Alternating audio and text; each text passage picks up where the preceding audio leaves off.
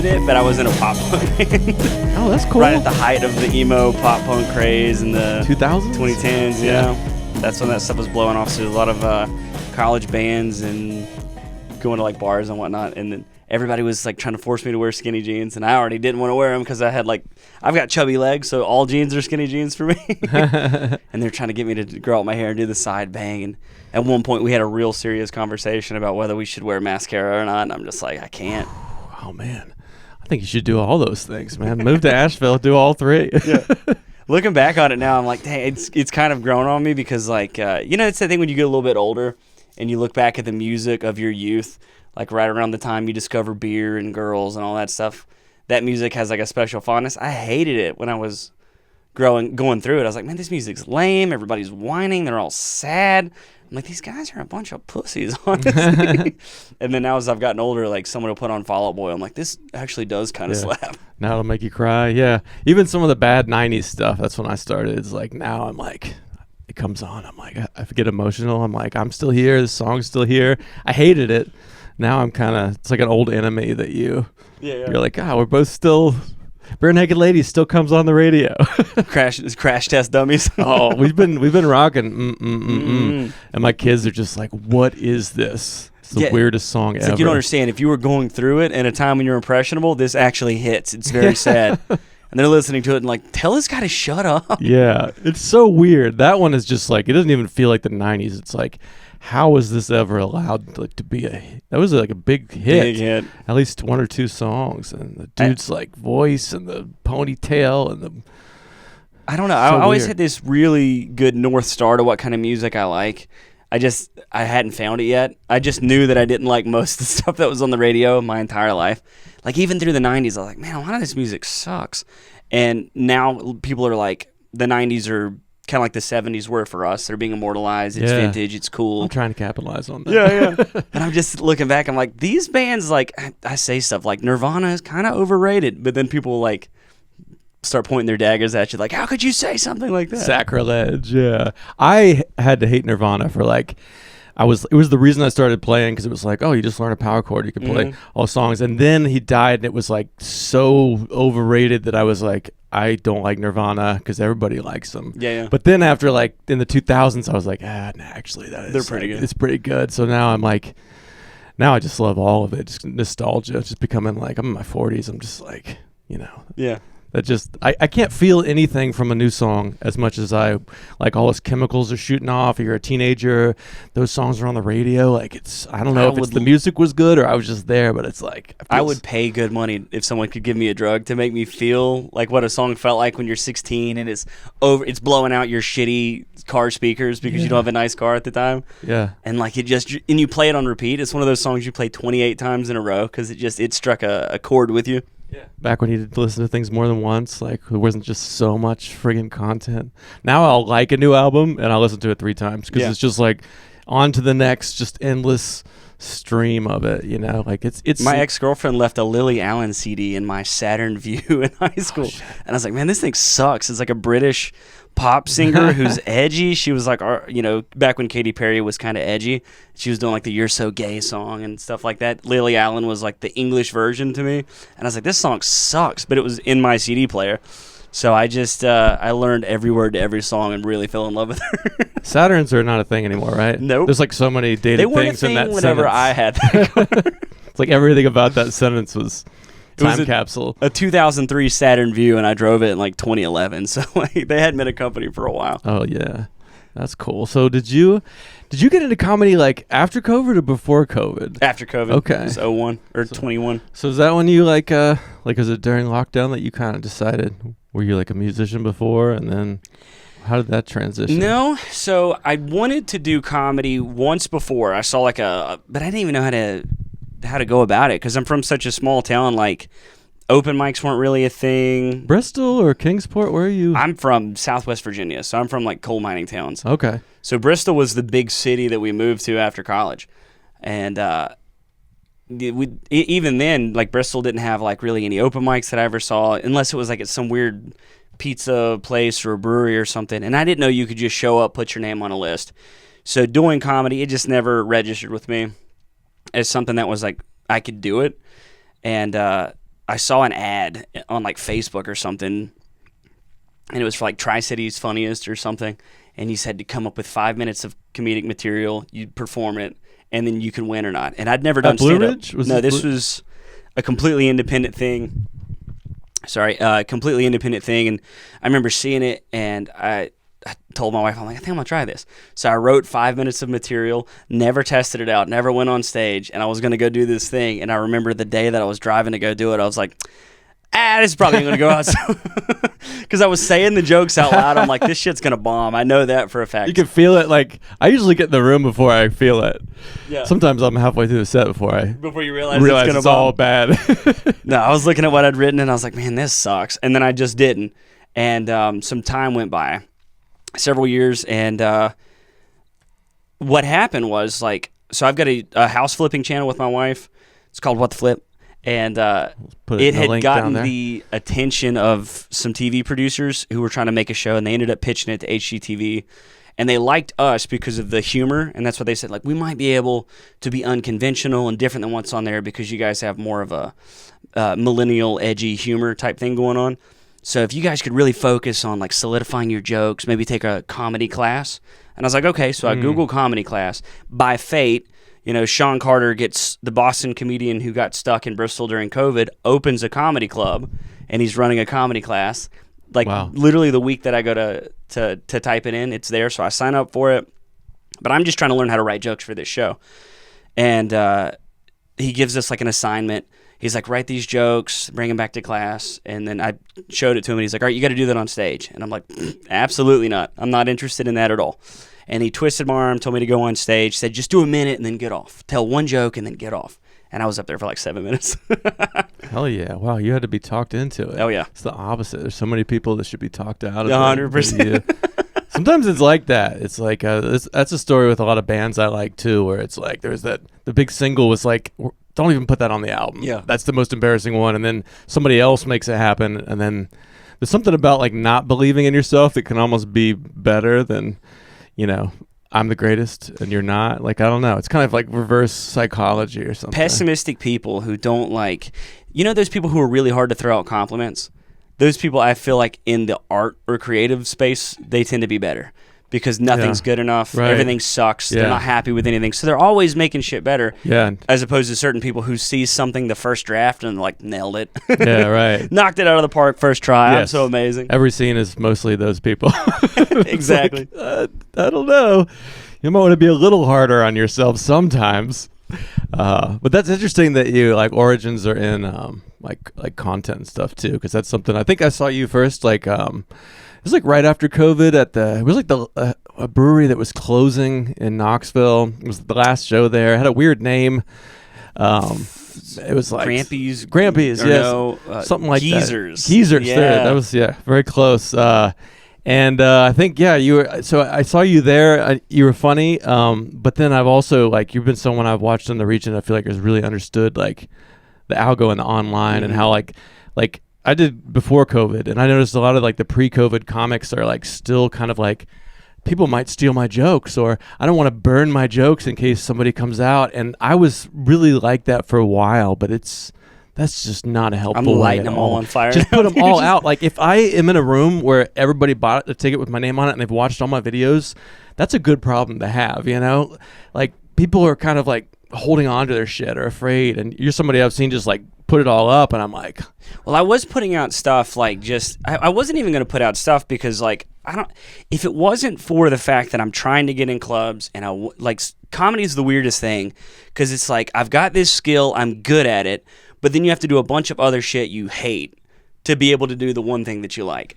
So I've got to do all this social media, I've got to do all this networking, I've got to hang out until 2 a.m, getting drunk and smoking with all these people just because you're trying to hopefully get put on a show 6 months from now or something. Yeah. I miss so many opportunities. I actually like the social media because I've been putting my songs on Bandcamp for 20, 30 years. So I like clipping stuff and putting it up because I'm kind of introverted. But the late hangs, I don't even drink anymore or do anything. So it's like But I'm you just realize, like, see y'all. you can see the networking potential when people do that. Oh, totally. It's I'm like strapping a rocket yeah. ship to your back. If you're good at that and you can hang and make friends, people are so much more, willing to throw opportunities to their buddies than just some dude who's good. Yeah, I know. So my strategy is to get him to come into my shed. Yeah. There you go. Sweat it out of him. Yeah, that's cool though. Out of body experience. Yeah. So how's that been going? Have you like the clubs, like, because I'm also like, I've done a million breweries and alt rooms, and that's where I've come up. But occasionally I'll get to do a club for people that are a comedy audience who paid. Yeah. And every time I do that, I'm generally like, wow, more of this, please. But getting into like the clubs is very hard. I couldn't get into, so every club that I applied to get into could not get in. Couldn't get anybody to respond back. So same thing with festivals. And then I was able to get into the Asheville Comedy Festival the second year that I applied to it. Twice in a row too, right? Yeah, I didn't even know you were allowed to do that. I didn't either. I just threw in just because I was like, I had so much fun last year that I didn't mind supporting. But there was a industry person at the panel. They do these things at comedy festivals where they'll have industry like club owners and promoters and agents and people who work for America's Got Talent, all this stuff. And they had like a Q&A, and I was talking with her afterwards, and she owns she's the head booker for a bunch of clubs on the East Coast. And people were talking about like burning material. And she's like, nobody's going to see it anyways. She goes, but here's the thing right now. We're in the Kill Tony era. She goes, at any moment, you could have a viral TikTok that blows up. And then that'll get you an extra 100,000 followers. And now you can get into clubs. So you've got to be ready with material when that moment happens. And I was like, but what if you're just good? She goes, who cares about good? Good doesn't sell tickets. I know it sounds like we're in the comedy business. Yeah. We're not. We're in the ticket selling business. Yeah. She's like, I don't care if you can do the funniest hour in the world. She goes, if you can't sell tickets, I'll just get some washed up drug addict who was on SNL for a season, and I'll get them to sell tickets. Right. And people are like, I love this fucking guy. I'll go see him. Maybe not next year, but. And it's kind of sad, but I got it. And then I was just like, right, forget about burning stuff. Nobody's going to remember it or see it. Or even if they do, I've got to try to grow my little social media presence to try to get in. Yeah. And I had a content creation background with What the Flip, and I used to film like commercials and weddings. Yeah, and your videos stuff. Always looked real good. I think now the tools are catching up to where dummies can make them look pretty good. But I noticed a few years ago, which is like the barrier to entry used to be like you had the skills. zooms and the punchline zooms and stuff like that. Yeah, now you can just throw it into an app and let AI take. So it's making it a lot easier. And I mean it's making it easier for me too. So I'm a big fan of what's happening on the tech side of it. But throwing the content out, I didn't want to at first because I don't know, something about showing people all this stuff. I always just felt embarrassed that like people from my hometown or people I used to work with. Right. It's so hard to get over those voices. It's that they're going to see it and just be like, oh. I've been turning it off on Facebook, when you post on Instagram, because I'm just like, my, mother-in-law who's really Christian won't like that. And I'm just now being like, no, like no one that cares. Like, it's the algorithm's huge. Like you just get it out. Just what's crazy about that too? I don't know if this is just me or if I've hit a glitch or something, but all of my biggest videos on Instagram, because I've had a few hit over 1 million, and I turn it off so it doesn't share to my Facebook. If I do share it on Facebook, I'll get like the number of views that I have friends. But if I turn it off, it shows it to so many more people on Facebook, and the majority of those 1 million views have come from Facebook instead of Instagram. Wait, you turn it off, share on Facebook? Turn off, share on Facebook. I allow it to share on Facebook, but I don't actually share it on my page. Does that make sense? Yeah, for me, it automatically shares on my page. Like if I flip the switch on default, share on Facebook, then it just is on my... So there's deep into the menu system somewhere, there's a thing that says recommend on Facebook, allow this reel to be recommended. Okay. And there's one that share to your Facebook. I turn it off Facebook, but I allow it to be recommended. So it won't show it to my friends. That's exactly what I want. I don't want... I actually, at shows, I don't even want people I know there. Like, my ideal audience is, like, strangers. 1,000%. And I can be whatever weird mood I'm in that day. And there's that part of your brain that's like, oh, am I going to be consistent with the version they like of me? Or, there's so much just head games, putting yourself out there.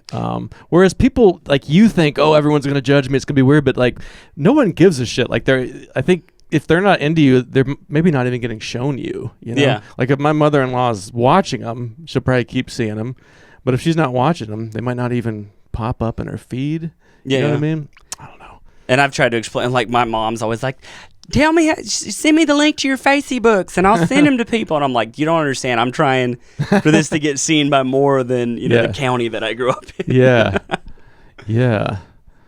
Yeah, that's interesting. I'm like really just this year, like starting to really accept that like the Venn diagram is like the skills and the chops and doing the work, but then like just as much like trying to get a viral video, like not being like ashamed to try to really figure that out and to say that I want to figure it out. Well, now that's all I'm thinking about. Like I tried to get a clip the other day of something topical. It was Hulk Hogan, and I tried to just get on a show so I could say this joke. And I remember I was like, the whole time I was telling the joke, I'm like, damn it, I ruined this because I didn't set it up accurately for a clip. Because like the clip, you need to have that hook in the first few seconds.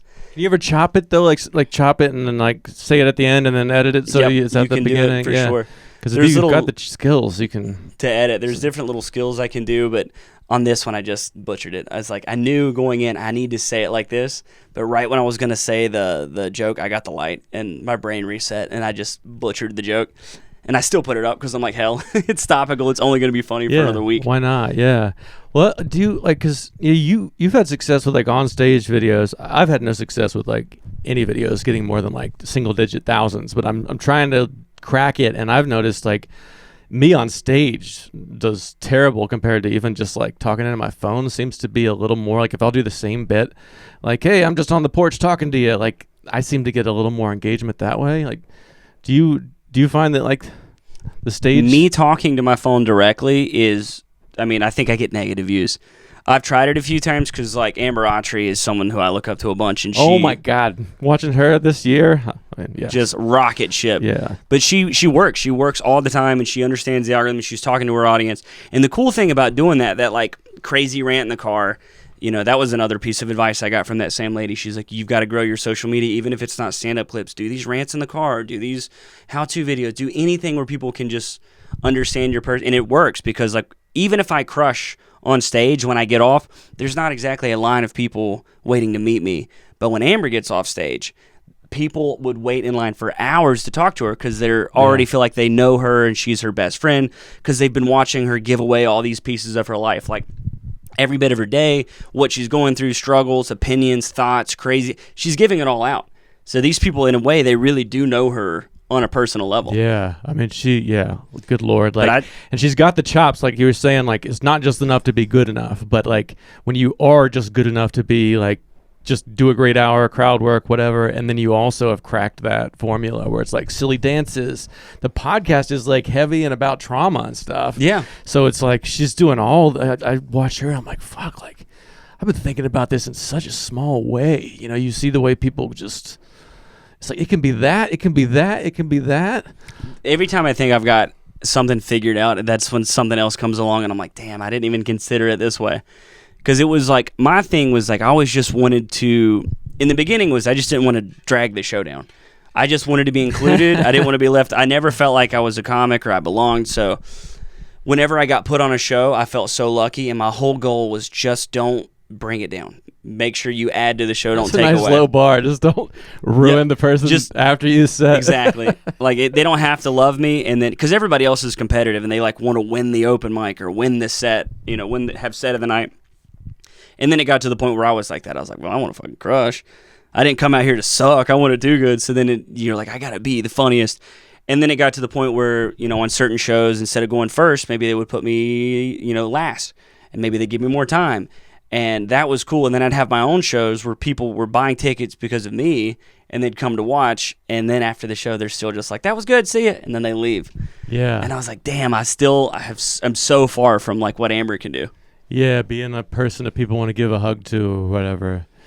Yeah, it's great to crush, but if you're not connecting with those people, then it's not like they're going to want to follow you and see what's next. They were just like, hey, I wanted to see a comedy show, paid $10, got to see a comedy show. Cool, job's done.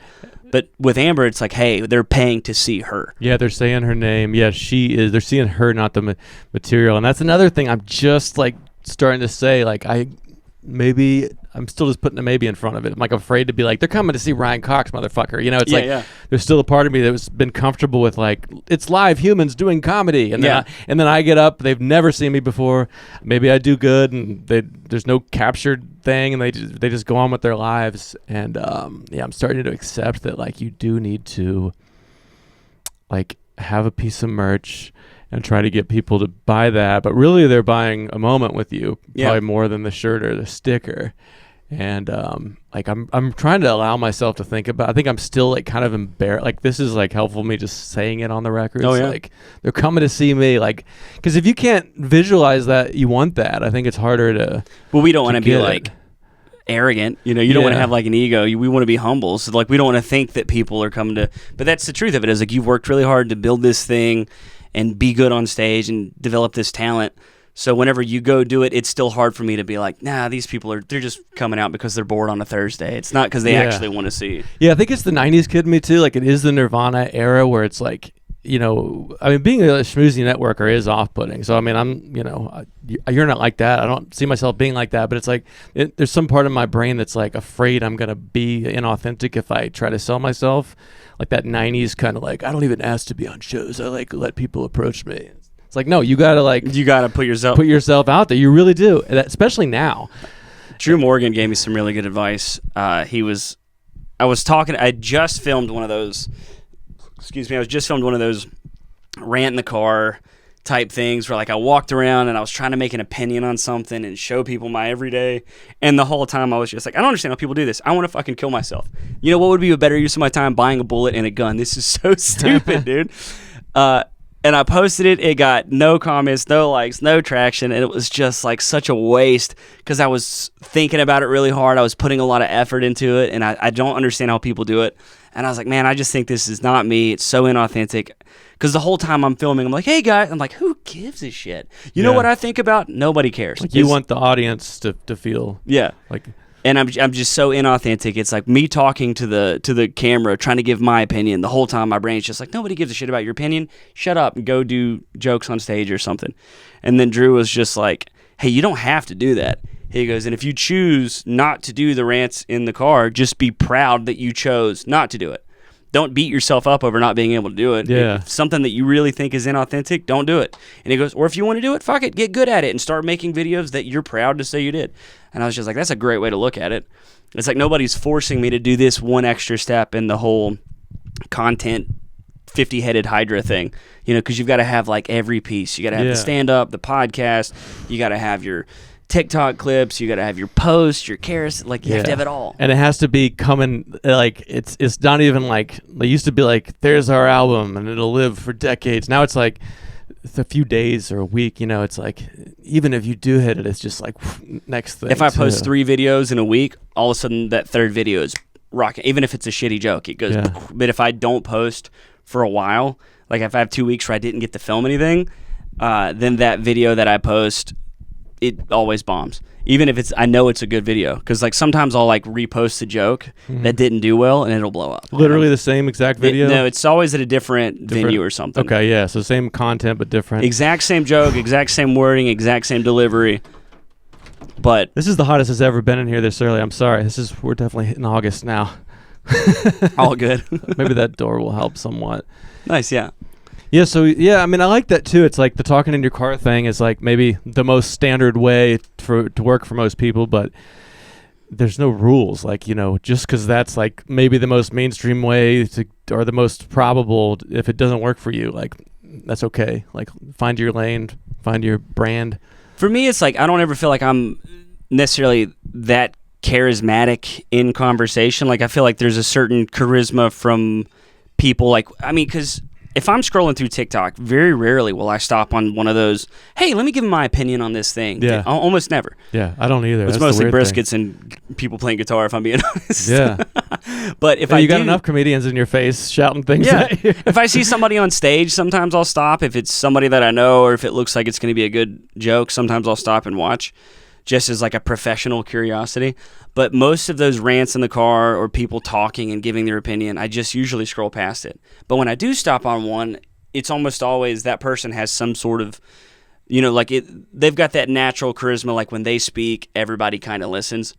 And I don't know if I have that in regular spaces, but on stage, I feel like I've got a little bit more of that. Yeah. So I feel like maybe that's why people will stop on my comedy videos. Yeah. Because I'm usually speaking fast, loud. I've got a lot of energy compared to some of the like more deadpan comics. So I think in a 20-second TikTok, that might convince some people to stop scrolling for a few seconds, and then they listen to the joke, and then boom, that's where the algo picks up and gives me some views. But me in a car giving my opinion on why I think Aldi's is a terrible grocery store, nobody cares. Yeah, it is weird. I mean, I've started to look at it like it's a writing exercise. Like, I used to go to 3 mics a week. You know, I got a full-time job and kids, but it's like just get, you know, and that ends up being like 6 hours, and you get maybe 15 minutes of it. But now I'm starting to think, you know, some of those reels, like I'll talk into the camera and just try the Aldi's bit, and then go like chop it up and cut out the ums and likes. And even if it gets no views, it kind of feels like a writing exercise. Like I've been standing before the people for like 10 years, so maybe I can do some of that here, and it's a little more efficient on the time. Like it's all changing so fast, but there's the idea that can be kind of a way to write almost. I agree, like writing completely, quotes. because it's like I've edited my jokes.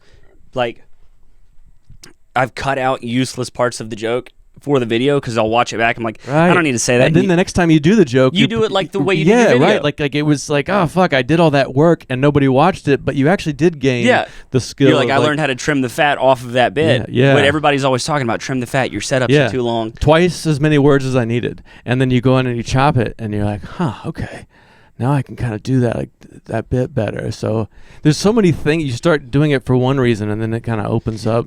And if I've ever had a video do good, it always starts off of a laugh from a previous joke. So I was like, I've been looking for clips where I got a big pop beforehand, and I try to let that play for a little bit, because that's almost like a key to the audience, or a cue to the audience, like, hey, this guy's funny. Listen how hard they're laughing. Do you do like laughing emojis usually, or do you have to be listening to sense that? Yeah, you'll have to be listening. Okay, but they can probably see it. I would imagine you're kind of like, your body is like responding to like, so you're already like, you're gonna start that next bit with a little more swagger because you're like getting the love. I've never learned how to not laugh whenever if the audience is laughing really hard. It makes me That's laugh. great though. I mean, I watch my videos and I'm like, they're laughing and I'm like, like but it works. When you see somebody having a good time, that makes you a little more like Amber Autry, I think. Just seeing somebody like, it kind of makes you like, oh, it's just whenever they're like laughing, I'm like, the whole time I'm like, I can't believe they're laughing at that, and I can't believe that worked, and it makes me laugh. And I was like, well, yeah, it was funny. I thought it was funny when I thought of it, and so it gets me. But then you'll see somebody else just dead face like say the joke, and it hits so much harder because it seems like they're just confident in not laughing at their own jokes. So many my ways mom to do it. hates it. Every time she sees me, she's just like, hey, I love the new joke you put out. Maybe you shouldn't laugh at your own jokes. Like she's trying to sabotage your career. She's like, maybe. you need to be big in our West Virginia hometown. She just doesn't want you to like blow up and leave her behind, you know? Oh no, she always has the worst advice. She's just like, I got to open for Derek Stroop. She was just like, how do you get that Stroop fella to pull you up the ladder? And I'm like, Mom, come on now. She's like, well, what about, you know who you need to get? She goes, what about that Adam Sandler guy? He seems to be coming back with that golf movie. Have you thought about saying yes to his offers? Have you thought? And then another person was just like, you know what you need to do? America's Got Talent. Have you thought about that?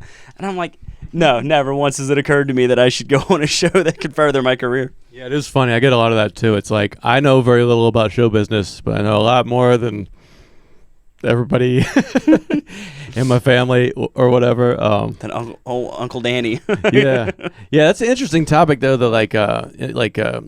As far as being like a charismatic person off stage, because I don't feel that way at all either. Like when I go to hang out at Asheville mics, and there'll be somebody like Hillary there, and it's like everyone's like, she's like the same off stage as on stage, you know. She's just like loud and funny. So when I hang out with comics, I hardly even ever say anything.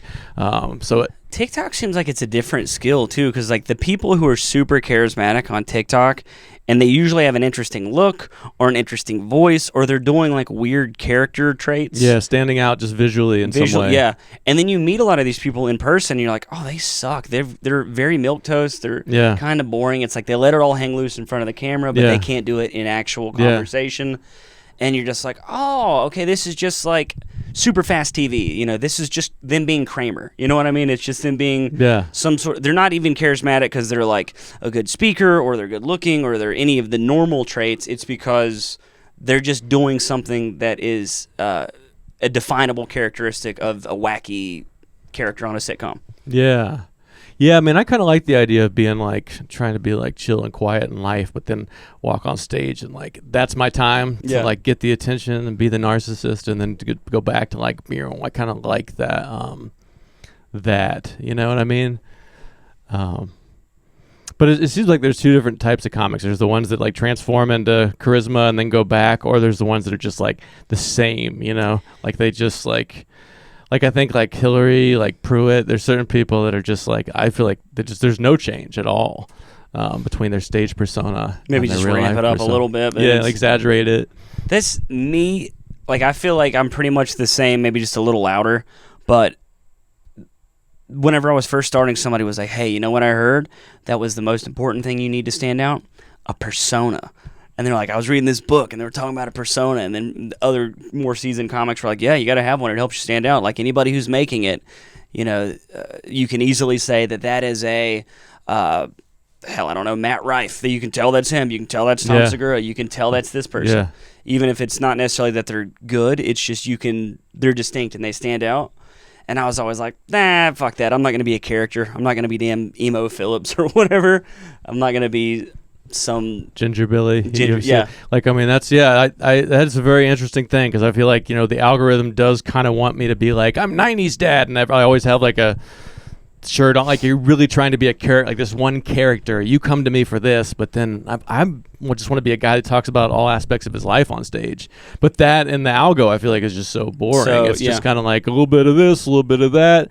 So it is kind of weird trying to like reconcile. But they also want to see the same thing. So like when people do a character and they do a voice and they become this thing, well now they've got to keep doing that same thing. They've got to stay in it, and they're pigeonholed. And it's not like being pigeonholed as a character on a sitcom. You're being pigeonholed as a character who did 30 seconds of content. Yeah. So now you got to do that same like a Black Mirror episode or something. Hyper limited. You can't really stretch your wings and be creative. You just... Yeah, I mean, some people like Larry the Cable Guy. He did comedy for like 10 years, right before he, as just his real name, Dan Whitney. Yeah, and then he is like became the character, and then it really took off. Same thing with Dice. It was a radio character. Okay, yeah. There was a lot of those guys back then who would just do these John Boy and Billy style like characters for radio, and they were so popular that they were all of a sudden like, wow, I can sell out rooms under this character, and then they just became the character.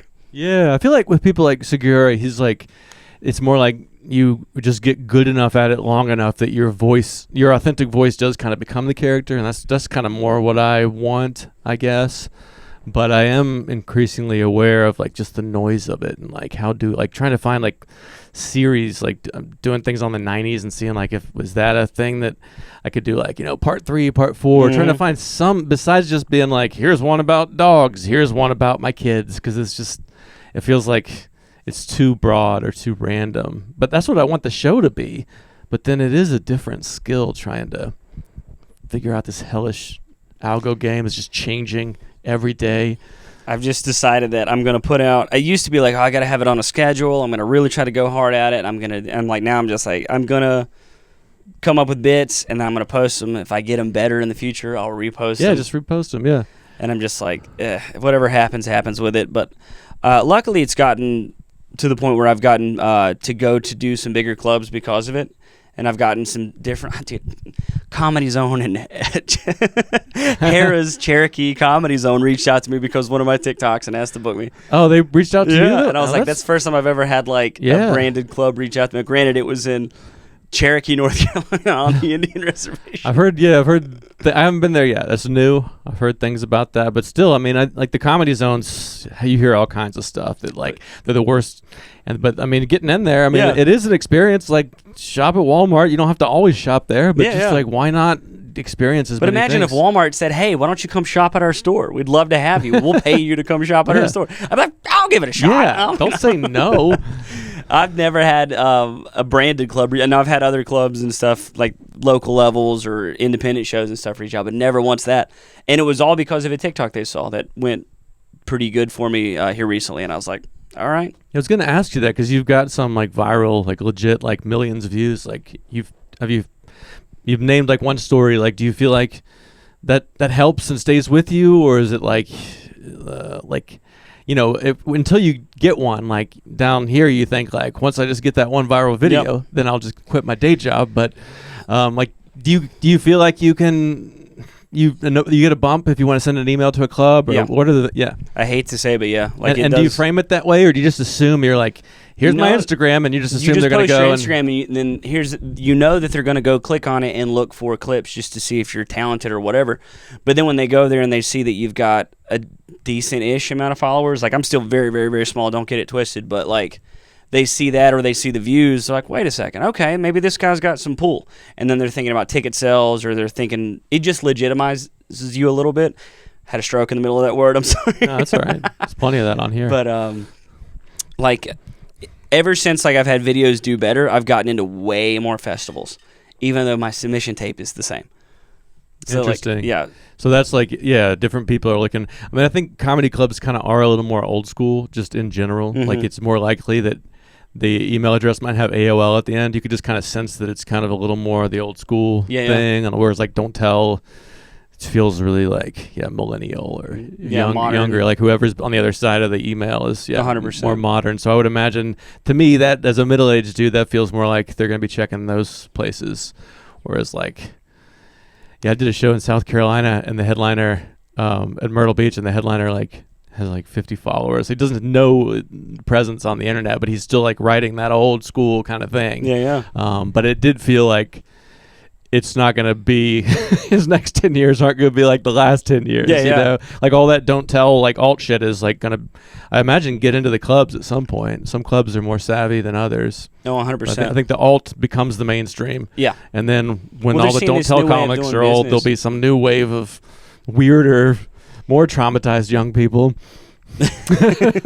Or whatever's next. I don't even know. I think it's kind of like, for me, it's like the Billy Joel effect. Like, I personally don't like Billy Joel, but there's so many people who still harp and sing his praises. So it's one of those things where, like, if you see, like, that the Eagles have a ton of album sales, even 30, 40 years after they've ceased to be a band or whatever, when you see that many people say something is good, it tells your brain, well, maybe I'm wrong, and maybe it is good. Yeah, you're just in a sea of, like... I mean, I live in Asheville, so I kind of think like there is some like connected, if you like live in a place that's like super conservative and Republican and you're just determined not to be, and you don't go out of your house and talk to anybody, just having them around you is going to make you a little more like that. So yeah, everybody loves Billy Joel. It's going to be so hard to hold on to like, fuck. Unless you just go really hard, you know, just like it's contrarian. I think some people can kind of live by being like, as soon as something becomes popular, you have to hate it, you know? Oh, yeah. No, everybody thought I was contrarian growing up in my high school because, like, I didn't like modern country music. I didn't want to drive a truck. I didn't want to, do any of the stuff that everybody else was doing. Like, I just didn't like it. I thought it was lame. And they thought I was just doing that to be different or to be contrarian. I'm like, no, dude, Jason Aldean sucks. Eric Church is lame. But now that I've gotten older, I've listened to some of those songs. I'm like, man, maybe I do just want someone to put a drink in my hand. Maybe Eric Church is making sense. That's how I'm getting. Like, it all just kind of makes sense more. I'm like, I moved here to get away from, I grew up in Tennessee to get away from all that. And now I'm like, all this fucking super woke liberal shit. Yeah. Like, it kind of makes you like, I'll go to a church show where everybody's Republican. I'm like, it's kind of nice just being amongst the people that like do real work. And I mean, that are grounded. Yeah, so it's like it's all good. The woke thing is like the militant religion, because from where I grew up, we had like the Pentecostals and like the super, like the ladies that wear like the denim burrito, blue jean burrito type skirts. You know what I'm talking about? Yeah. And because like showing legs. Yeah, and you could never be pious enough. You could never be Christ-like enough. You always had. It was always, no matter what you did, you were falling well short. And that is what it feels like to be in like a super progressive town. Yeah. It's like, dude, I'm trying. Yeah. I'm doing everything I'm supposed to be doing. I'm saying whatever pronoun you want. I'm showing up at whatever march you want me to. I'm donating. I'm putting the flag in my... What more? I can't. And they're still like, well, you're not doing good enough. Yeah, right. And then God forbid you have a slip up and you say, gay or something. Then all of a sudden you're like, you have to go on your apology tour. Yeah, man. I feel like I'm constantly doing that here. Like, I think I've been in the scene long enough that I've built up enough trust to where, when I say gay, I think on the drive home, I'm still always like, there's probably some thread about me with the younger ones. Like, it's probably my last time. Yeah. Allowed at the odd. This insensitive fuck. Yeah. No, you guys don't understand how powerful that word was for us in the 90s. Yeah. I mean, that's like, the F word that rhymes with nag. Like, I would love to be able to do a bit on that, because that was my, if I had a slur growing up, I was called that, like, mercilessly, all the time. And, yeah, I'm not gonna. I used it. It is nice to go to Knoxville sometimes and be like, I have this like list of bits. I'm like, all right, I can finally try these fucking bits because I'm going. I'm leaving Asheville. Asheville is hella insular in that way, man. Like, it's like the people who are popular here, like especially on TikTok and stuff, are very popular here. But it's like you can see from the comments and stuff that it's not really breaking outside of this bubble. It's very weird. Yeah. How like Asheville, I know what you mean. And the comedy scene too, you talk to people from like, I was in Florida, I was in Nashville, and I was in somewhere else recently, and we were all talking about Asheville, and everybody was like, I know they've got a scene there, I just don't really know what's going on. Yeah, that's one of the missions for this pod. Is people? I went to JJ's last night in Chattanooga.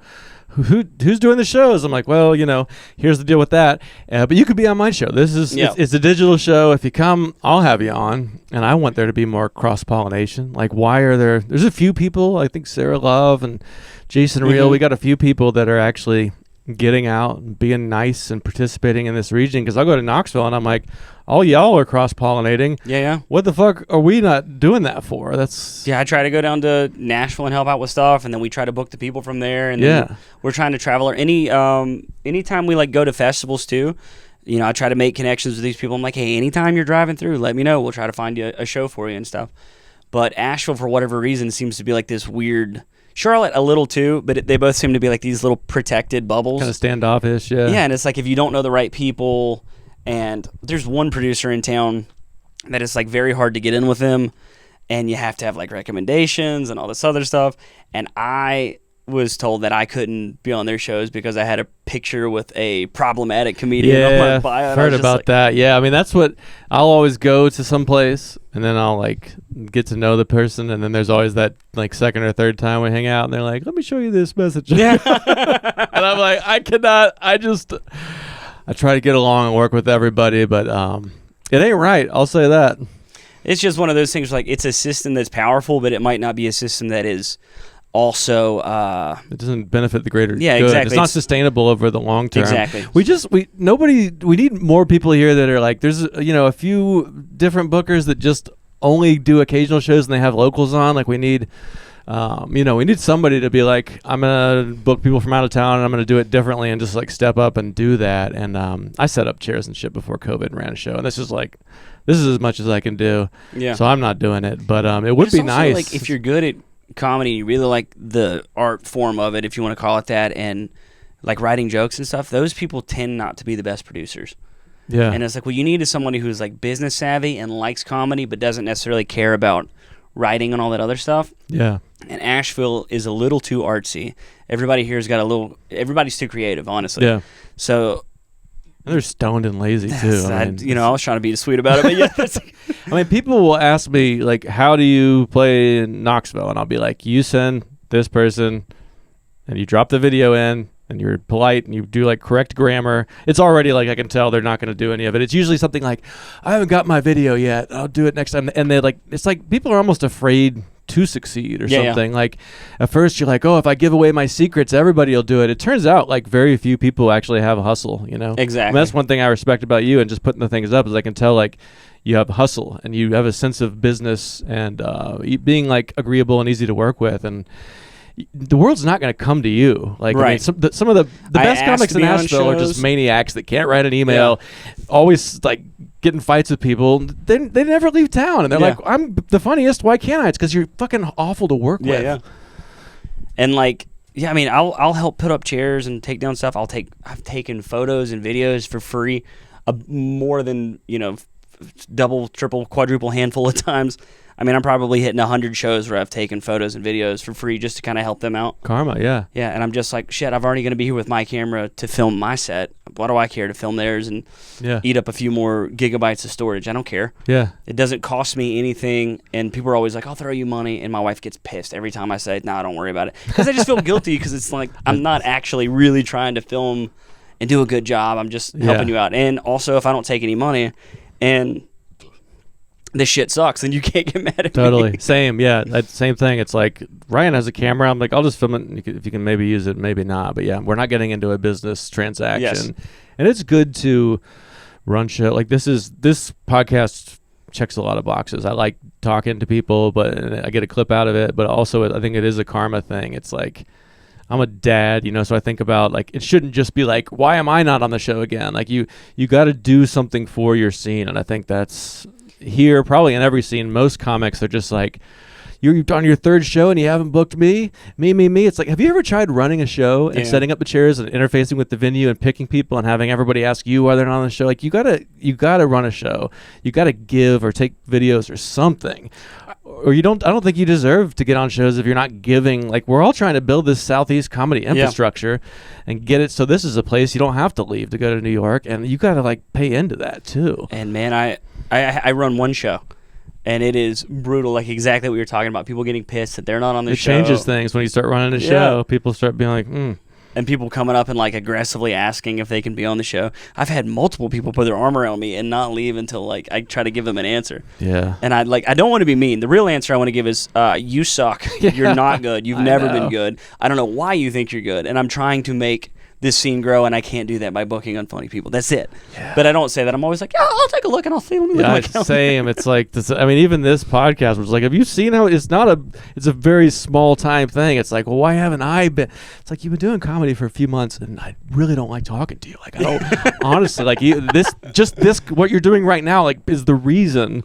Like you have no awareness, How about just fucking getting funny for a while and being more humble? Stop blaming everybody else for 5 seconds and just try your absolute best and see if things don't change. Yeah. And I know that sounds kind of like some Instagram like Navy SEAL dad, like who's gonna carry the boat? But I'm like, no, dude, for real, just give it your all for like 6 weeks. Really try, really be nice, message everybody, and see if you don't get put on more shows. Someone that I got to give a lot of credit to is that Justin Mays. Have you worked with him in Knoxville? Of course. It's like Knoxville didn't have like a super big scene when I started. I did comedy in Knoxville before and after Justin Mays, and it was like before was not even, I wouldn't even call it a scene. And like it's a lot of people don't want to hear that, but like the truth is like that guy was in his mind. I just said it. He was just like, I got to start making more shows so I have more opportunities to go up. And he starts doing all these like independent shows. Gets Don't Tell. He starts working out stuff with the Barrel House. Have you done that one yet? No. The Gypsy Barrel House. See if you can jump on one of those shows. What the fuck, Justin? He just started doing it. It ended up being like a 200-seat room, and I think it just Amber helped him get it like United agency approved. So now they're going to be able to get like bigger comedians who are part of that UTA talent agency or whatever. Yeah. So like now they have like essentially they're one step away from having like a legit comedy club. Oh wow. Because it's like listed with these agencies. So these bigger comics who are like setting up these runs like in between Nashville and Atlanta or whatever, Knoxville's right there. 200 with a good sound and good seats, sound and like instead of like 50 people in a clothing shop. Exactly. Which I love, but it's like for them that's it's just a different thing. It's like having a local showcase with sometimes you get a big headliner come through versus having consistent big headliners. It's a huge difference to the scene. Yeah. And just seeing that, I was like, a lot of that falls on him. A lot of that's from him directly. So you're like, Asheville, population-wise, industry-wise, the money that people can spend, you're like, it absolutely could be as big, if not bigger, of a scene. Yeah, it's crazy there's not a club here yet. A lot of people are talking about it. My wife's even like, we should start a comedy club. I'm like, please, no. Yeah. Like, I do not. If you could find, that's the thing, is like, you just gotta find the person who wants to like put up with all that horse shit. Yeah. Of like wrangling and comedians. they need to feel like I'm funny too. Yeah, like, yeah. Whoever does it here needs to. I've had people I don't tell want there me to be a like, club if the person doesn't think I'm funny. Exactly. I'd rather there not be one. I want to be next to it and not ever get on it. You know, exactly. That would make me fucking insane. I don't want to start a club just so I can be on shows with the people that I book, and then they're forced to tell me, oh, it was a good set because I'm the owner. Like you're about to write the check, you're like, what'd you think of my set? What'd you think of my set? What'd you think about that new tag though, right? When I compared golf to my wife? Yeah. Oh, when people specifically ask you stuff like that. What'd you think about this? I'm like, yeah, it's great. I wasn't listening. Yeah, no one's listening. Yeah. I was on my phone and I was, I was crushing candy pieces together. So like I didn't have time. Yeah. It's funny because I did a show with Knoxville with Justin Mays, and like another comic was like, I started at the same time as Justin. He's on every flyer he's doing. He's like, and I was like, you know all the shit that he's doing, like besides just being on stage. You know how many chairs this dude sets up? You know how many emails? Like, you're doing none of these things. Like, he's fucking hustling his ass off. Yeah. So I didn't say any of that. I was just like, Yeah. I'm just in town for the night. People not get trying to bitter make about enemies. that stuff, and then I'm just like, oh, everything that he's doing is free, right? Like, it didn't cost him anything to send an email or to put these things together. I'm like, you could be doing the same stuff. So that's the thing that I don't understand is like the weird jealousy that goes on. Yeah. Yeah, that's the nice thing about just getting older. I was definitely like that when I was in bands when I was younger. And I still, it's still... You can creep its head up, and I can feel it. It's always I'm there. just like, why them and not me? Yeah. But then you're like, fucking good I'm happy for him. Like, do you have a system for, like, sending out, like, I'll usually get to the point where I'm, like, looking at my calendar. I'm like, shit, I got no shows booked, so I'll hit up people like Justin and send out all the emails. But then you still got to assume most people aren't going to respond, you know? Right. And I feel like that drives most people crazy. Oh, man. Because it's hard. Like, you're putting yourself out there, and most people don't respond, even if you know them and you did well. And it's like, they're getting a million emails. Like, do you have, like, do you send stuff out? How do you approach but that? like, I don't have any way to mitigate that emotional roller coaster. I go through the massive, everybody hates me, I suck, nobody likes me, and then I'm the fucking man. I go through. Right, yeah. Never just a well-adjusted media. Never just like, I knew I would fucking get it. Yeah. Because like, and Justin calls me out on it all the time. I emailed the guy at the Skull, and I was just like, hey, at the time I was going to go down there and do a few shows, and things got switched around, and I'd still send him the email, and I was like, he didn't get back to me, and then he gets back to me and he just says set, S-E-T, question mark. I was like, oh, this guy fucking hates me. He can't even say hello. He just says 3 letters and punctuation. With a question mark? With a question I mark. would be so confused. He's just like, where's your set? I didn't send him the set in the email. I just sent him. You understood what it meant. I'd be like, Oh, yeah. No, he was like, I'm sorry, what do you mean? Then he'd be like, fuck this guy. So I sent him the set, and I was just like, oh, man, this dude really fucking hates me. And then he didn't respond, and I was telling Jess, I was like, yeah, that guy fucking hates me. I'll probably never get to get in there. And then he sends me the message, just like, yeah, come down. It's a paid spot. It's this, it's this, it's this. Oh, hell yeah. I saw your post, but Yeah. you didn't just do the mic for 4 minutes. You actually I got got on to a do page. the Atlanta's funniest or best of Atlanta showcase. Like the weekend. Mhm. Yeah, hell yeah, dude. I picked a Sunday because I was like, I was going to go down there and do a couple of other shows, but those fell through. You got to pick the day? You're just really bragging now. No. I picked Sunday because I was like, I bet a lot of people aren't clamoring to get on a Sunday show. Because I went down, I drove down and did the 4 minutes for free just to be on the stage and get the tape that I never used. And I'd love to go back, but I'm like, how many times am I going to drive, Like, Yeah. But yeah, that was a hell of a drive because I went down and came back. I was supposed to be there for the weekend. You did the same day? And I drove down, drove back, which I love. I'm such a road dog. Whenever, like, if I'm by myself, when I've got my wife with me, that's a little more stressful because I look at her and I even feel like... another comic. Yeah. I don't want you there. Like, I want to... I feel responsible for you being entertained and comfortable in this. And when it's just me... Actually, it gets super weird. Who the fuck am I kidding? Yeah. If the podcast stopped working, I switched to Old Time Radio Listening Society. It's 1940s spooky podcast. Yeah, you are West Virginia. Yeah, so I listen to like old The Shadow, and I listen to these old stuff. And whenever that stops working, I switch to karaoke on YouTube. Shout out Sing King, and I will just sing my ass off to Journey or whatever, and like it makes the trip fly by. But I'll go through everything, and I just feel super spoiled and lucky because I'm like, damn, I'm getting to listen to audiobooks and watch YouTube videos, and I'm getting to I'm doing all this fun shit in my car. I'm having the time of my life. Same, exactly the same. Like, this is, I live with kids. I work from home. I never have a fucking second alone. I'm always just like, am I good enough dad and husband? And I'm not. But like last night I went and did JJ's. I did the feature set and hung out and talked for a while. And then I went back to the hotel room alone and like wrote bits and like clipped some things.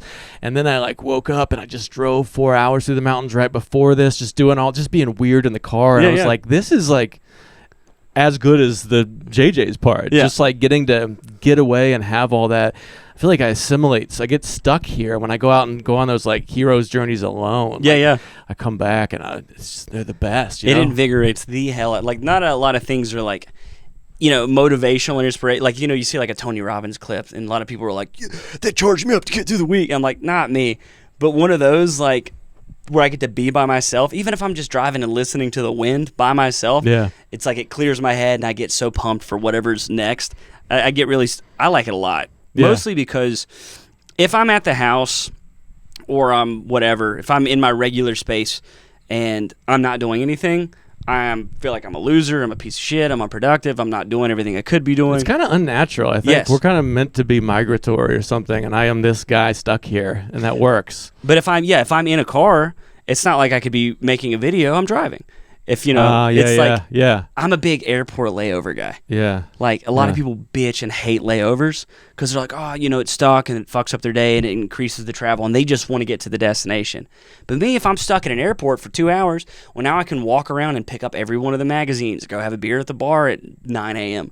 Like and I can't. And I don't feel like a piece of shit because I'm like, well, what else am I going to do? I'm stuck. Right. Yeah. It's out of my control. I love that. Yeah. Let go, let God with these fate type moments. Dude, I would love to be able to make a modest living, like just doing that, I'm really trying to get clear on like what the dream would be. And I think it's like, I come into the city for like Friday and Saturday, do early show, late show, maybe a Sunday one, and it's maybe like a Comedy Zone or something like that, just a few hundred people, and it's just like you get like that's like 4 or 5 hours, I mean, how many sets do I have to do now to get 4 or 5 hours? It's like many months, like the whole year, just to add up. So you get these long sets, and then you get to like have all those in between like airport car moments where you're just like assimilating, because hanging out with people like takes a lot out of me. I like it, but then I hung out with all these JJ's weirdos, and then I went back and I like had so many new ideas to be introverted with. So it's like that balance, and then you come back home and it's like, all right, send the kids to school and be a family guy. Like that's what I want, but it needs to like pay. Like I can't travel is like you throw in a hotel. It's like it gets like untenable. Like you do need, and that goes back to our original point of like you need the audience that wants to connect with you. They have to buy a ticket with your name on it to really get to that level, and that's hard. It's not just like live comedy faces. It's like Travis Stevenson. He is the reason. Like whenever I look at the metrics on like the algorithm and stuff, and my mom's like, "Oh, we need to share that. Give me a thing," and I'll tell all. I'm like, I don't want to sound shitty, but like I don't need anybody here to know about me because like I can already sell the 10 tickets here. I was like, I need people elsewhere because like I'm not allowed to. I don't have a reason to go to, Duluth, Minnesota right now, but I want to. I want to be able to travel and go to all these places. Yeah. So that's the people that I need to see. So I will check the cities on the algorithm because you can do that now. It's super cool. Which all the apps? Is that Instagram for sure. Analytics. TikTok, which I'm a lot bigger on TikTok follower wise, but I hate that app so much. They've got like a creators app that you can look at, but I'm like, is that CapCut? Is that one? No, it's I think it's just called TikTok Creators. Okay. Let me see if I can find this sucker. But you get on here and it breaks it down by like city and region and all this other stuff. And it's neat to see where it's hitting because obviously it's like Knoxville, Nashville, Johnson City. And I'm like, well, yeah, those are all places I've been. It's all Tennessee. It makes sense. But then also it'll say like, I hit really well in Ohio for some reason. And I was like, I had no idea. Like I haven't spent a lot of time in Cincinnati, but for a lot of my videos do really well there, and I'm like, cool. And then you can I I assume I always have to do it all for myself, so it's like there's some way to boost one of your reels in that region if you're going there to do that weekend. I've that was a nightmare. I couldn't boost anything for a while because I made a President Trump joke. That wasn't even positive. I was just talking about the assassination, and I got banned from ever advertising on TikTok, so I'm no longer allowed to. Forever? For life? That's crazy. For 10 years. Okay, well, that's forever. It's forever, because if I'm still doing, if I still need to boost a video. You look at how much that shit's changed in the last 10 years, it's not slowing down. So, like, the idea that it's going to be TikTok, Instagram, and YouTube, or whatever it is now. Facebook, I think those are like... You're young. Is there any other fifth one that you got to be? I don't know. Some people do Snapchat. Oh, really? I didn't even think that was still an app. There's so much stuff that I don't know. But if I'm still having to like boost my videos in 10 years, I'm just going to give up and hike the Appalachian Trail and become like a guy that's into model trains or something. I've never boosted. Is that something I should be like fiddling around with? I kind of felt like I haven't done well enough yet to boost. Like my friend David Goolsby, he's like, he runs these great shows. And he's like, I'm coming to Brevard, so then I just pay a little for Facebook ads in that area. If you've got a show in a different area, I absolutely would. I've been kind of like saving it for that, but maybe it's worthwhile to just randomly try to boost a few, throw a few dollars at it. See, I mean, I would. I don't know about TikTok, but definitely Instagram. So I have boosted stuff on Instagram, and that was a whole nother nightmare because like my Instagram got hacked. I've had my Facebook since the app came out. Like I was an early adopter when like there was before phones. It was just, you got to put in your Imple ID. You remember those? Yeah. The college ID. You had to put that in to get your Facebook. I'm 46. Dude. You don't still do that with it? I don't know if you signed up for Facebook with one, but in the beginning you had to. So I had my Facebook since then, and it got hacked by like some Indian malware thing where they did a bunch of like ads, and they were all like nefarious type stuff, right? So my account got restricted. I had to like show my ID, and it took me weeks to get my Facebook back, but I finally got it back. I'm like, cool. And I never thought about it again. And that was in like 2012. Well, fast forward to now, I'm trying to, boost. I'm going to be like, oh, hey, I'm going to be in, Aspen or Vail for this comedy festival. So I was like, let me try to like post some stuff there, and I tried to boost it, and it's like I can't. My account's restricted permanently, so I had to like pay for the blue check mark. And dude, some people were like, "Congratulations!" That's on your another blue check thing mark. I've been wondering about too. Like the blue check mark, is that actually? It might be worth it, but Yeah. like, I think it's just a scam for them to get more money. Because it's fairly like it's like a lot. It's like as much as a streaming service. 100%, yeah. Yeah, so it's like. But it's the only way on Instagram where you can get tech support. So if you wouldn't to speak Okay. to a human about your problem, you have to pay the $14.99 a month. Yeah. So, and I had to do this like 3 months, and it took me forever to get my account cleared. Okay. And then so if finally, you get hacked, you got to just Well, I just had to bite the delete my bullet. old Facebook. So my Facebook I've had since, which was like a time capsule. I had so much stuff on there from high school and Yeah. when I got married, everything. Had to delete that, get a new Facebook, and then you try to add people, and then immediately I'm getting all these text messages like, "Hey, I think you got hacked. And I'm like, no, it's me."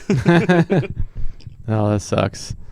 Yeah. But now I was able to do some ads there, and like the Instagram ads have been super good because How do you decide what to boost though? I mean, if you're doing a show, that obviously makes sense. But do you go like, oh, Hulk Hogan, that's happening now. I guess I'll just try boosting that. I don't on that. Because it's hard to know which ones are going to hit. Like, I'm generally wrong Right. about that.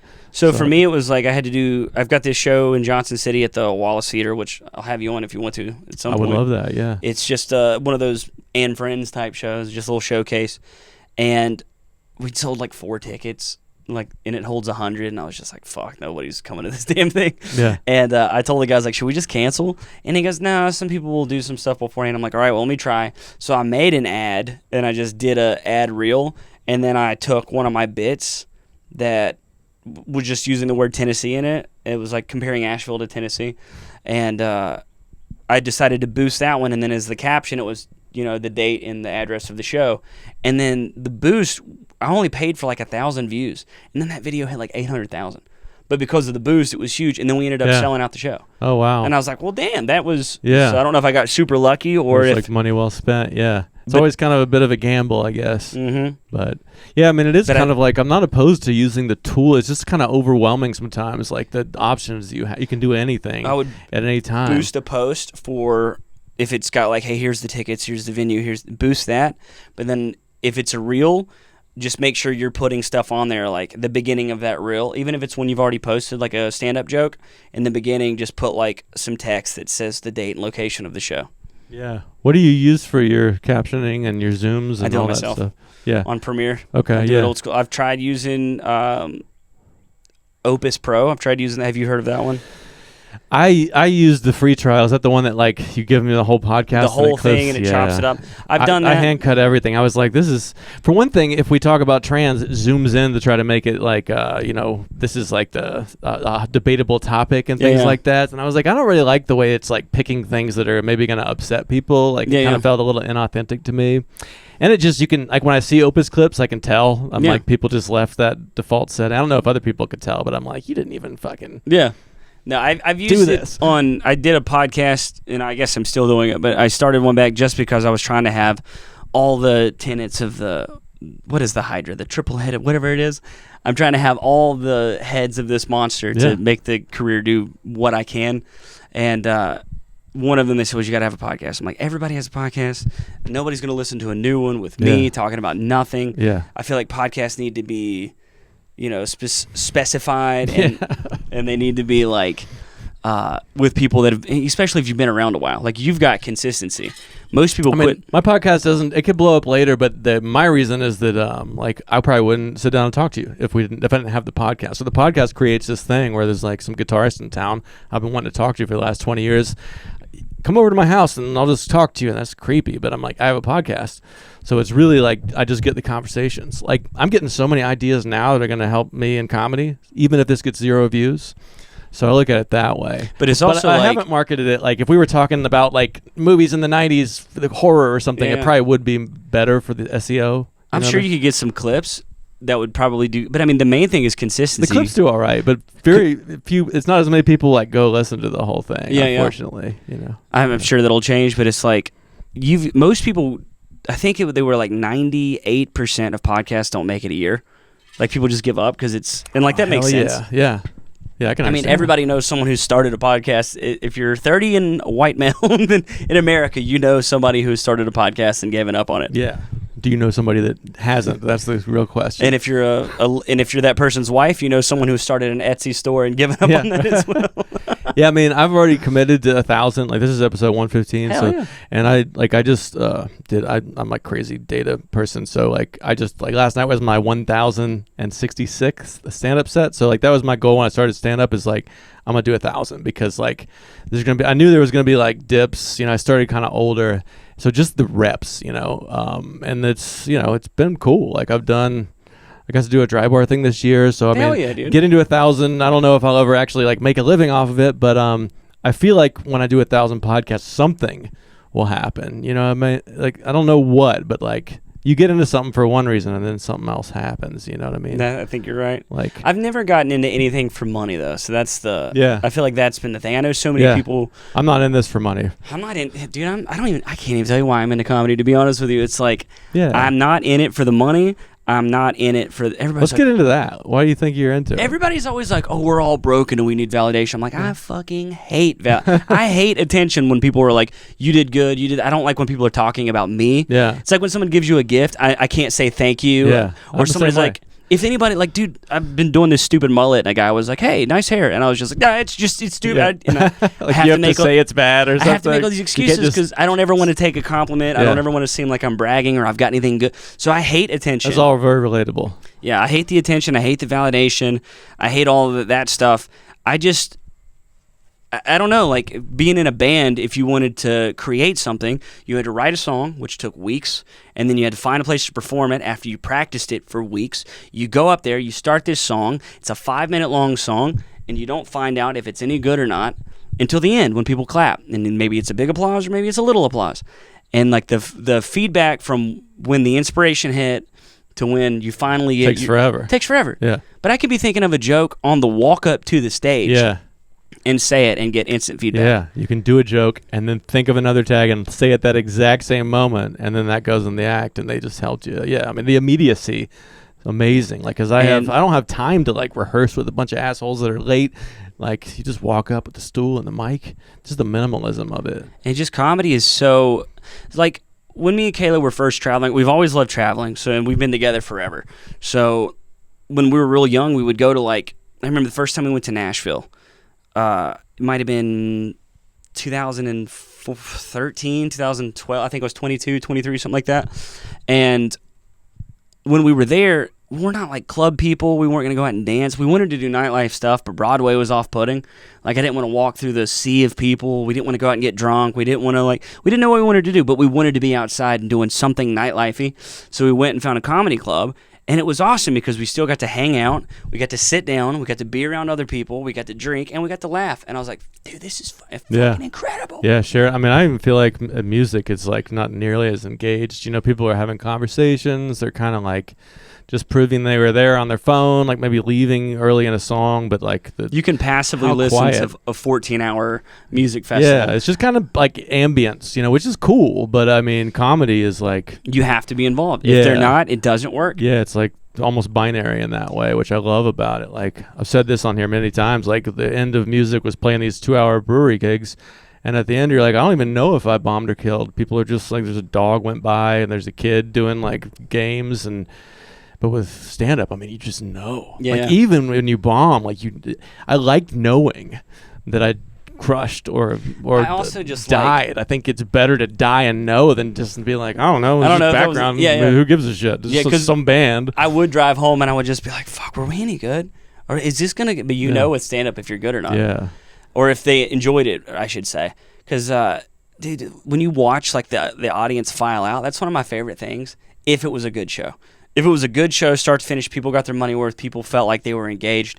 When they go to leave, they're all looking at each other and they're all saying things like, you know what I like? Whenever and they're talking about it. They became one. Yes. Like people used to be. Like people in the don't old even do days. that after movies anymore. It used to be after a movie, it was like, what's your favorite part? And you would discuss and talk about COVID. They don't do that anymore. Yeah. And now, like, the only place you see that, it's not a concert. It's not when you're leaving a concert. Like, what was your favorite song?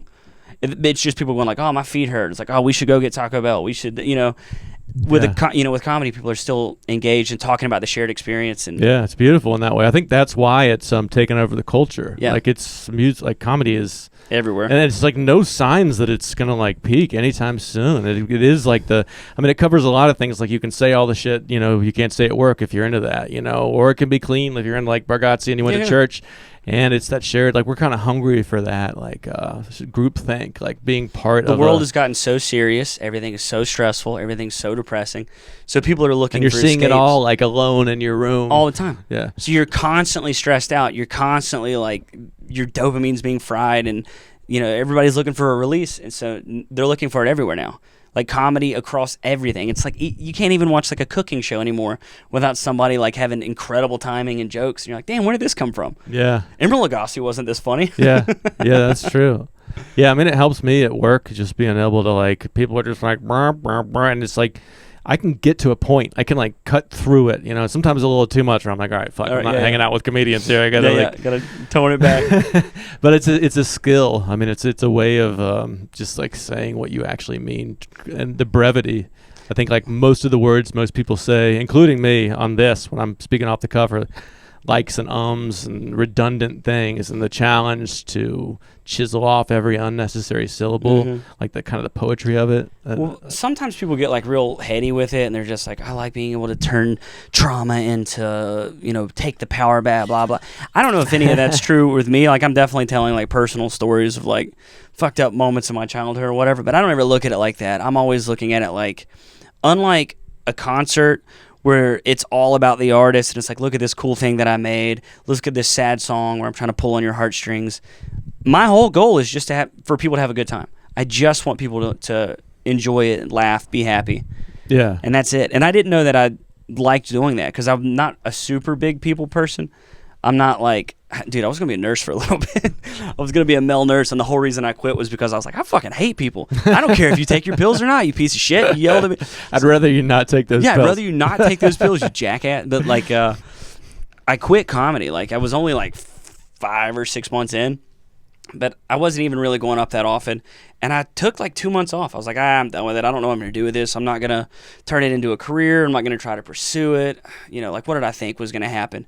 And then after, like, 2 years, or the 2 months roll by, I was just like, God, I really want to get back up on stage. Comedy-shaped hole in your life. I couldn't figure it out. I was just like, I really want to be and for why I couldn't tell you. I didn't want to get, like, fame or money or this. The only reason I'm even trying to, like, put stuff online or get into these clubs or get any sort of a name is just because I want to be able to do more comedy. Yeah. That's it. Same, yeah. I mean, I finding your voice, as like cliche as that sounds, I think that's like kind of that's what I was trying to do with songs, and now comedy just seems like a more like distilled, it's like taking beer down to whiskey, like just trying to like speak your truth, all that kind of shit. So yeah, I'm putting the reels up so I can get in the room when have that moment, because it just feels so good. I mean, when you have a good set, it's just like, well, I want that to happen as many times as possible before I die. Yeah. And then the next one's fucking horrible. And you're like, oh. Yeah, you'll have a horrible set, and then you're like, dude, that second show that I hosted for Derek Stroop, like, I go up there,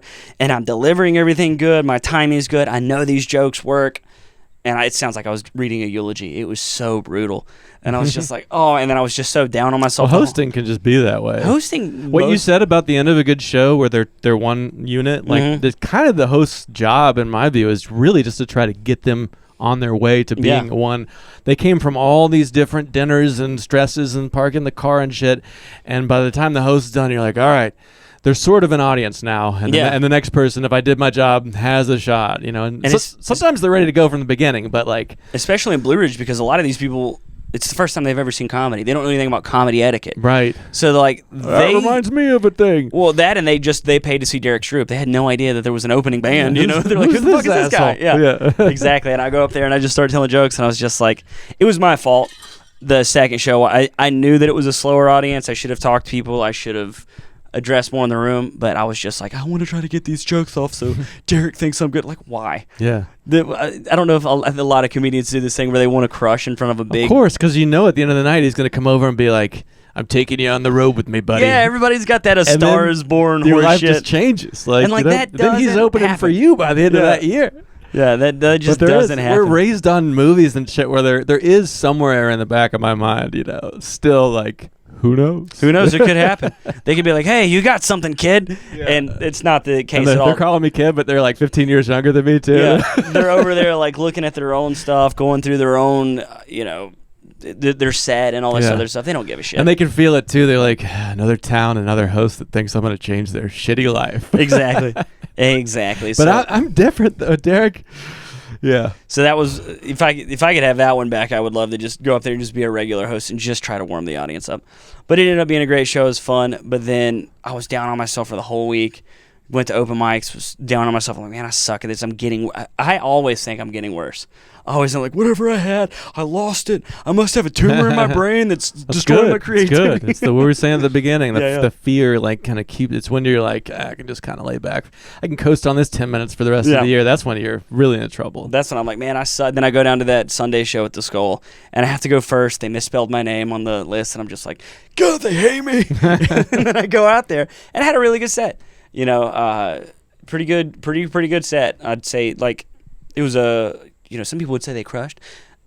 I'm too humble, but like, it was a good set. And then I got off. Did you get a tape? Yeah. Are the laughs super quiet on it? They got the laughs better on the tape?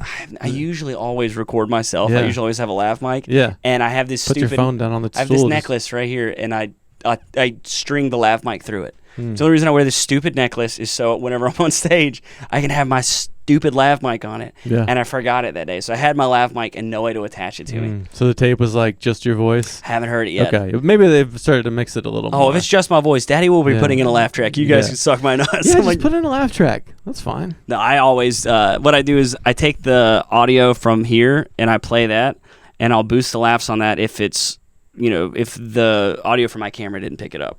But usually I take the laughs from the camera and I'll take the stage from me, and then that's how I'll blend them together so it sounds more like a comedy. Oh, hell yeah, you're syncing it up and all that. Yeah, man. You got some chops. I do too. I use iMovie because I'm like Canva and iMovie, like my video is very limited. So I want to only have 3 things I can do and then just have to do that, I can do audio real good because I did that with bands, but to me, it's the most important part. Whenever people are always like, "What camera should I get?" I'm like, "Use your phone. Forget a camera. Like, if you really, really want to, you can get a nice camera, make it look good. Doesn't matter. Some of my biggest videos were filmed on a fucking potato. Like, it's all about the audio. If they can't hear you and they can't hear the audience, it's dead on arrival. They need to be able to hear the audience, and it can't sound canned, because there are some people who pump in like fake laughs, and like you can tell, because there's certain laughs where like there's a lot of the because it was a shocking joke, or there's like quick laughs because it was like surprising, or there's real satisfied laughs when there's like a big payoff at the end of the story, and there's some claps thrown in, and you can't, if you're just throwing in a fake laugh trap, you can't get it to work. Your brain knows on some level it's like this isn't. That didn't match. So that's why I always just take the laughs from the camera and I'll put it in there. And then if for some reason I still didn't get the laughs, because I have had those tapes where they just give you the mic from the... Dude, I destroyed at the Akron, the Rubber City Comedy Festival. I had one of the best sets of my life. Destroyed. And they sent me the tape, and all you could hear is my voice. Oh, it's the worst. And it's me just standing in silence. They're laughing so long. Yeah. Like 20-second breaks of laughter that I have to wait. So I'm just standing there like... nervous laughing, because while they're laughing, I'm just going like... Yeah. It looks like I'm having the hardest bomb of anybody's life. Yeah. And so if I was ever going to add a laugh track, it would be to that tape. Because but yeah, I did the North Carolina Comedy Fest the last couple of years just for the tape, because that guy like really mics the room well, and he did a good job. That's the only professional tape I've got where he actually mixed it good. Because I usually do that too. I'll put this by a speaker, so I use that to get direct, and hopefully that's good, and then use the camera for laughs. But then sometimes the camera will be lit by a fan or something. Yeah. Especially this time of year, Very so it's just reverby. or there's some shit like that in there. But I've got a recorder now that's 32-bit float, so like as long as I don't laugh into the mic, or as long as I don't laugh, which is really I can boost the laughter. I can boost anything, and the noise floor is super clean on it, but like 90% of the time I'm laughing. Yeah. That's what sucks. My mom's right. I shouldn't laugh at my own jokes. Yeah, your laugh is like masking the audience. So I'm like and then if I go to crank it so you can hear the audience. Mom's right. My mom's right. I'm clipping the damn twist speakers. ending. It's like if you She actually kind of knows what she's talking about there. I pull it away from the mic, I pull the mic away from my mouth. Yeah. So the audience doesn't have to listen to me laugh, but it's right here. So in all my videos, you can hear me laughing my ass off because my stupid chest mic is right here. Yeah, I should look into that again. I got like the cheapest like Amazon $20 Bluetooth, but it was like Yeah. So maybe I just didn't invest in a gaff good tape. one. So like you can get gaff tape, and then you can make like a little inverted triangle of the sticky side, like a paper football. You put that on your chest, you put the mic on top of it, and then you do one piece over top. And that is like you're about to go into a sting operation. Yes, or 100%. like that. And it's like the cleanest audio you'll get. I used to do that. I got tired of like taping my chest, so then I just started tying it around this. It'll occasionally still scratch against my clothing, but for the most part, yeah. See, I get off on that stuff because I've done recording with bands for like 30 years, and like I recorded a band a couple of years ago, and they were like, we didn't even realize we were being recorded, which is the greatest compliment. It's just like trying to figure out sneaky ways to capture what it is. Yeah. Because I went to a lot of studios when I was young where it's like, all right, we're going to gate everything and you got to stand behind this plastic, and you kind of ruin what it is by trying to make it like too controlled. You know what I mean? So like stand-up's such a messy, like that's what is beautiful about it, is it's a messy in the moment kind of thing. So trying to find ways to capture that. Yeah. I'm trying to help Sean with it now. He's like, he always sends me AV questions and then just does the opposite what I tell him. Yeah. But hopefully he'll do it on this one. He's trying to get all the recordings through the board, which I don't think is a great idea, but it's fine. So because the soundboard he's got's not perfect, but he's just getting this. And I've told him, and he had like a Zoom H4n that he was putting on the stage to get the audience, and like that's fine. But when you go to sync it, he would be like, "There's so much drift that it screws up over a long recording." Oh, really? Digital? The board is kind of old and okay, shitty. yeah. If you would get like a better, how do you sync yours? Do you look for like what I do is like they go Ryan Cox, and it's the Cox. That's the on sync Premiere point? Pro. There's this shortcut that I've made. It's Option S, and it just does it for me. Oh shit! Automatic synchronize. But do you want the room to be slightly behind the direct, or do you just sync them exactly? I sync them exactly, and then I just mute the room. And the only time I bring it up is if I can't get clean laughs from the lav mic. If I'm laughing too hard, I'll bring up the noisier, but for the most part I can get everything I need off the lav. That's interesting that gets video. It still picks the room up, like even though it's 32-bit float is like the raw photos of audio. So is it like an expensive mic, this mic that you can get them for like $140 I think. It's the whole recorder mic setup. Tascam DR10L Pro is another one that's the same, but they're like 32-bit float is just this bigger file size, but it can't clip. It'll never clip. Yeah, so like a lot of headroom. Yeah, and you can just pull it all the way back down. And my $20 one is just clip city, just the whole time. And if you go to yell one time, or if it touches your shirt, it's like into the microphone. Exactly, yeah. So I'm usually able to boost it pretty good with this, but the big downside, and it's happened to me like 4 times now. So the last video I had that went viral on TikTok was I was opening for Dale Jones or featuring for him at the Storytelling Center in Jonesboro, Tennessee, and I was there and they recorded it, but I had my own audio because I just don't ever trust anybody's audio. And the lady True pro who was sitting in the front row was laughing so hard, and it just picked up her laugh. So all the comments are like, who the hell is that lady laughing? It sounds like the mic is inside of her. Yeah. Did it work or was it ruined? It was a struggle. I had to go through their audio to kind of boost it, and then I had to pull down her laugh. So it took a lot of time of like editing that clip to like specifically pull down her laugh. Because beforehand it was so obnoxious that all you heard was her just going, and it was just slamming off my chest, and it was just so bad. But I've had that happen a few times where like a big heavy laugher will sit directly in front of me, and then it just goes right at my microphone. That's funny because it's like ideal probably for the live part, but then later it's bad. Oh, yeah. It's like, quit sitting in the front and enjoying my joke so much. God damn. You son of a... You ruined it. You ruined it by laughing. The amount of times that I've gotten home and I was like, dude, I fucking crushed. And then you go back and listen to them, like, it sounds pretty quiet. And it's just because, like, the certain rooms, you just can't pick up the laughs. And sometimes I think I have to face the fact that, like, it felt like maybe they were laughing a little more than they were or something. You know, like, it was a new bit and it worked. And in my mind, it was, like, monster laughs. And then you watch it back and you're like, damn, it was kind of just medium. Yeah.